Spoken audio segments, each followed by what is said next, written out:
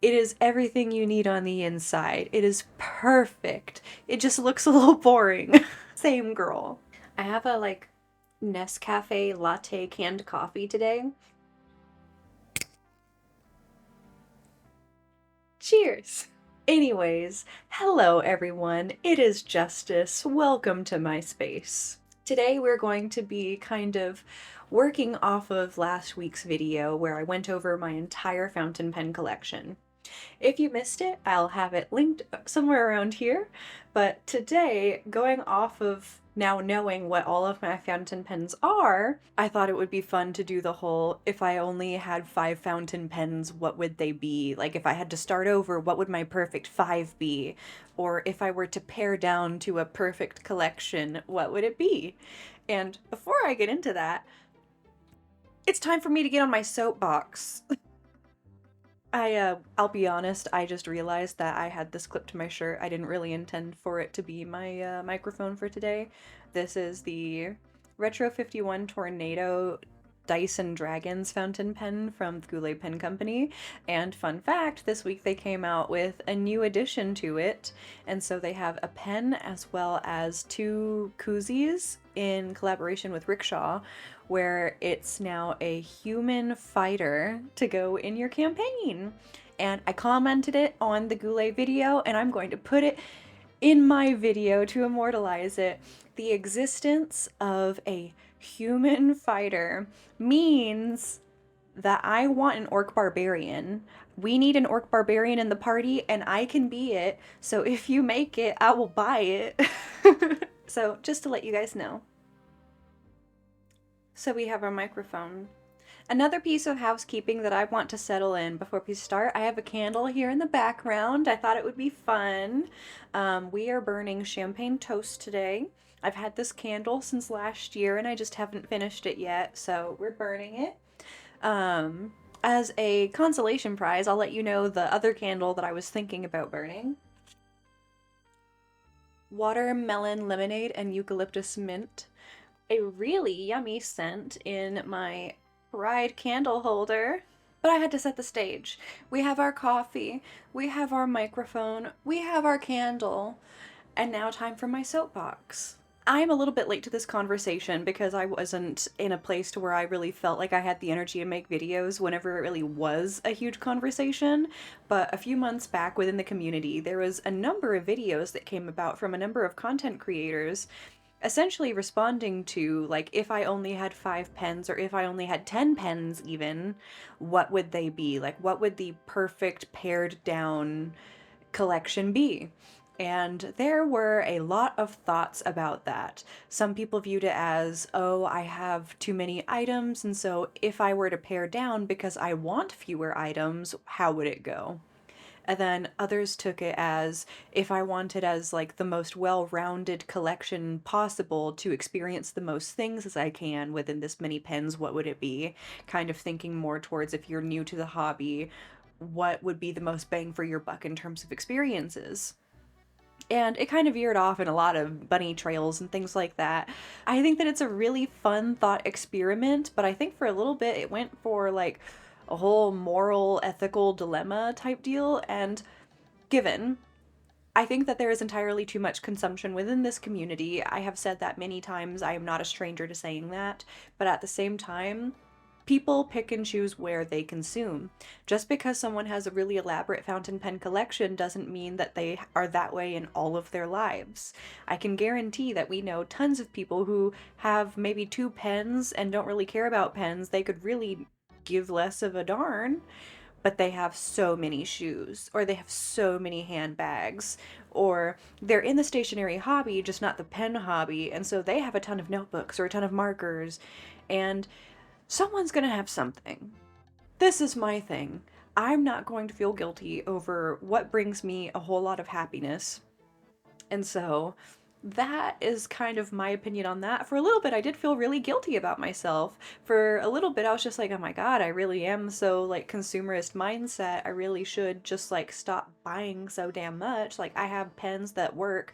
Really, what is the difference between this pen and the next one at this point? Because it really just needs to write a line on a piece of paper. Am I really being that bougie? But, like, everyone has their things. Heck, it could be video games. Maybe you know someone that buys this new $60 video game every time it comes out.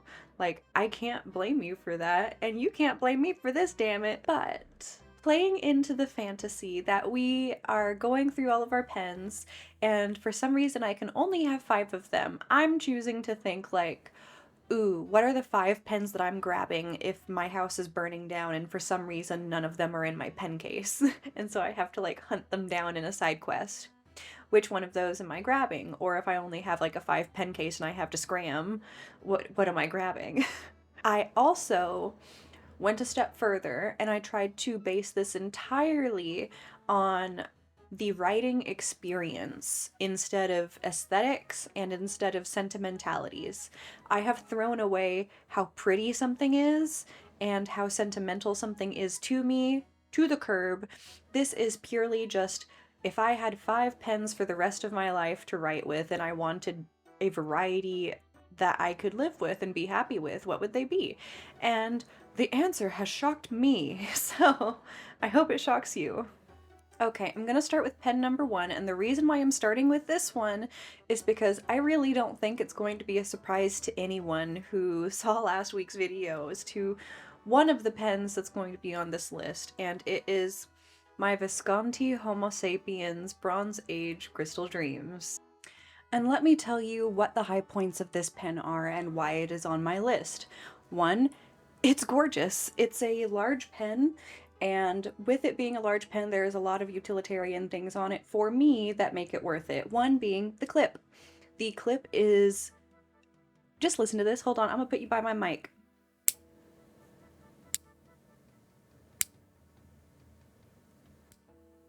That's sturdy.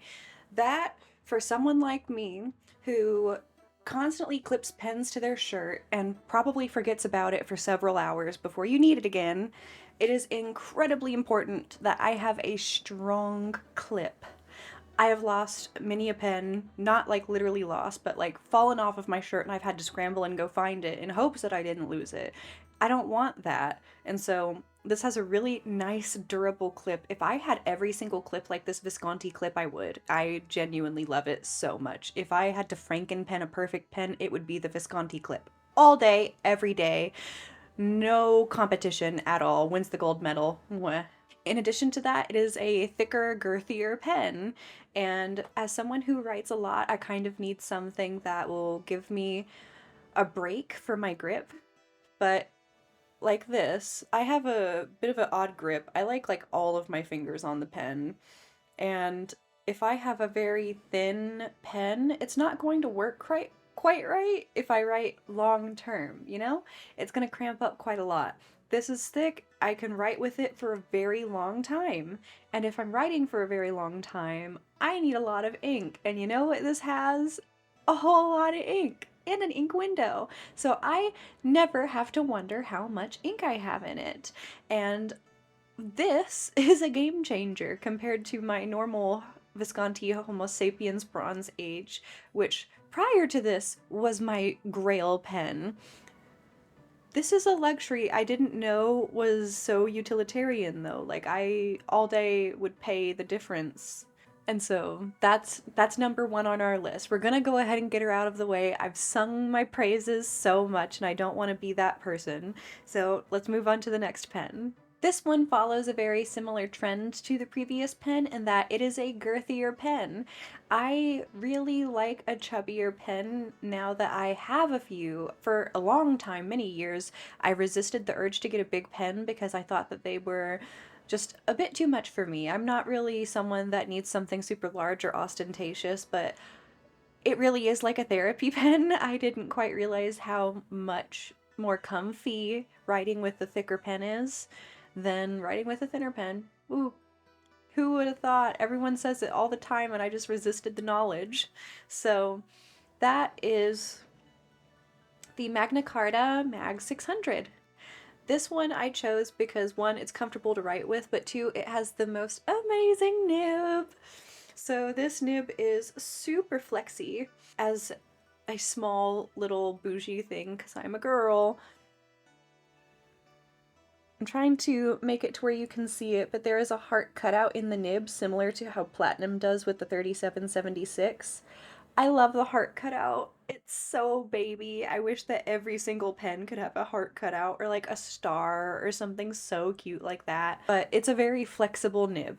I don't know the entire story, so I'm not going to try to tell it, but essentially there's a pen maker who can make very vintage style flexi nibs, and it is incredibly special. It is nothing compared to any of the modern flex nibs that I have used. I have never used like a true vintage wet noodle nib, but I've seen many a video of them, and this seems closer to that realm than any of the modern flex pens that I've tried so far. So I really love it for writing letters or for writing cards, and really just doing headers and things in my journal too to really stand out. Just do like a nice fat cursive header and then start writing with whatever other fountain pen.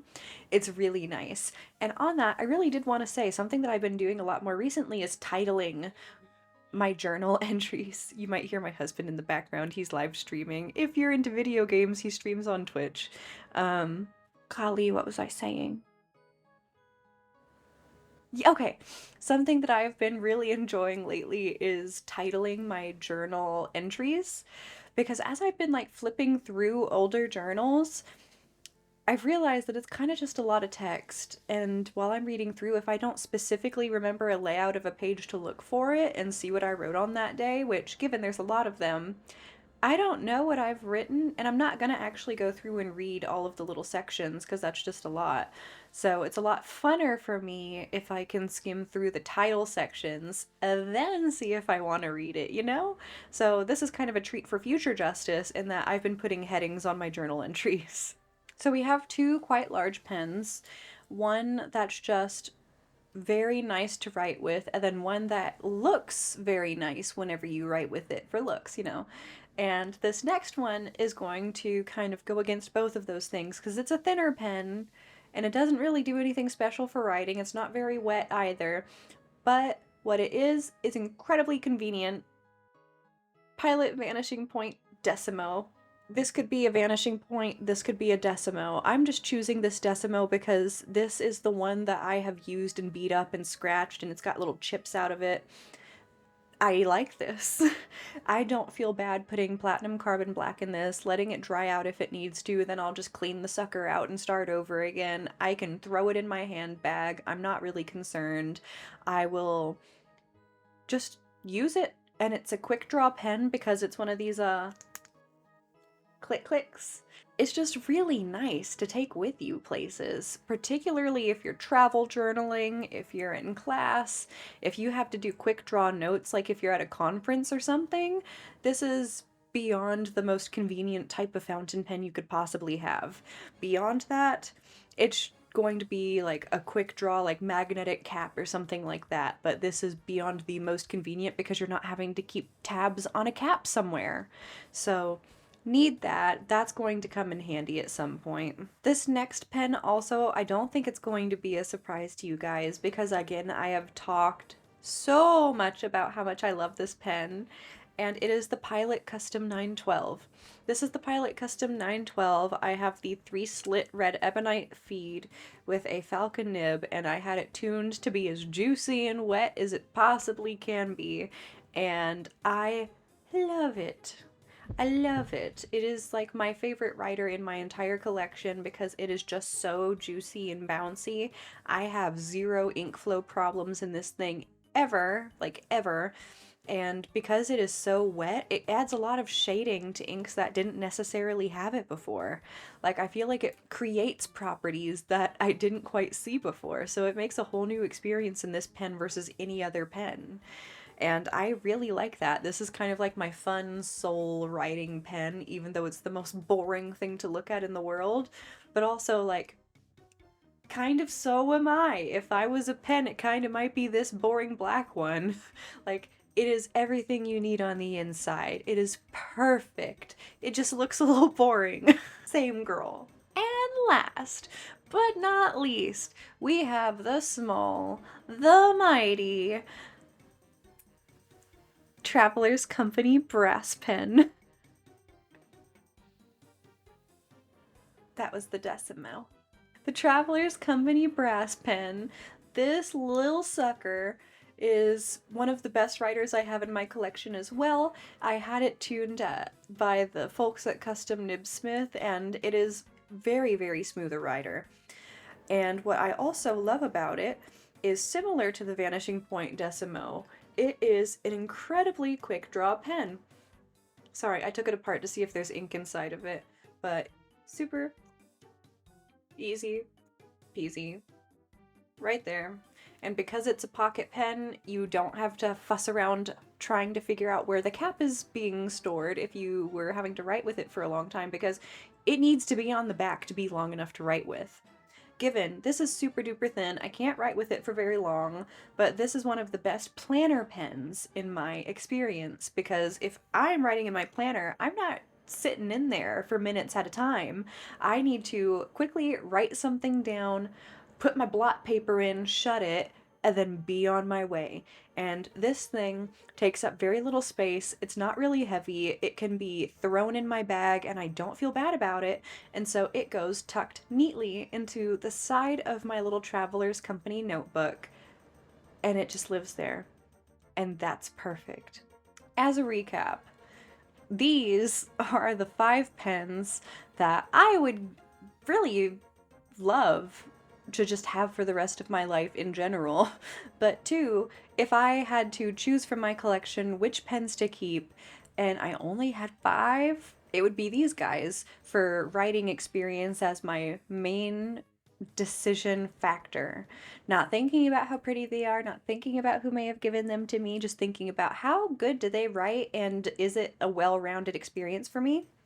It's these. We have the Visconti Homo Sapiens Bronze Age Crystal Dreams. We have the Visconti. We have the Pilot Vanishing Point Decimo in Champagne. The Traveler's Company brass pen. The Pilot Custom 912 Falcon with 3-slit ebonite feed. And the Magna Mag 600. This was fun. Thank you guys. Anyways, if you want to see more stuff like this, please like, subscribe, and let me know what your 5 pens in your collection would be. Or if you don't have 5 pens yet, if you were to guess what 5 pens would be like the dream experience for you, what would they be? Because that's always really fun. Let me know. Bye!